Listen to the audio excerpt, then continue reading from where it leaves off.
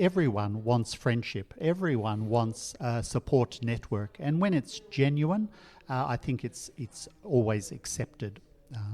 And I think friendship and will overcome some small mistakes. Perhaps we make some small cultural mistakes but someone with a open heart will overlook those things. And so we don't need to be experts in other people's culture. I think we just have to be ourselves, be respectful, but know who we are as well. It's God who draws people to himself, but we just need to be ourselves.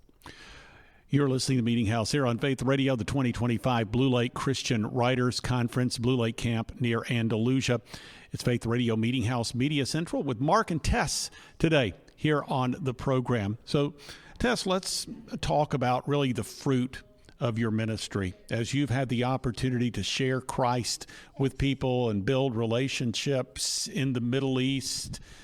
How would you describe the fruit of the ministry and people perhaps giving their hearts to the Lord and what that is like? In the where we live, it's very few Christians that are locals, but we have seen conversions among other nations, from people from other nations. We have seen people who have became Christians. We have seen people baptized in the faith. We have seen people healed.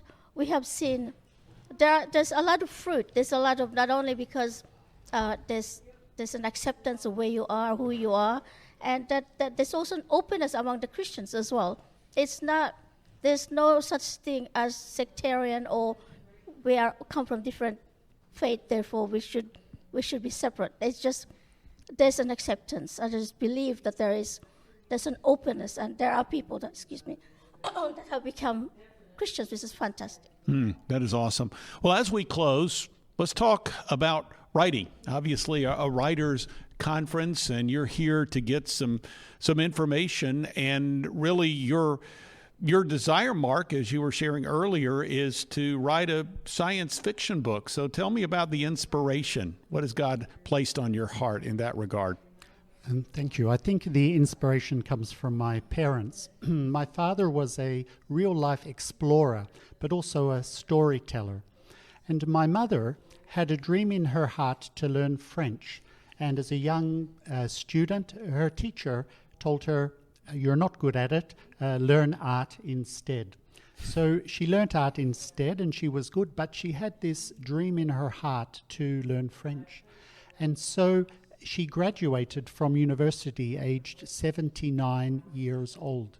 She started that dream in her heart, never left her through marriage and having children, but at about 45 or 50 years of age, she went back to 1 hour a week learning French because that dream had never left her.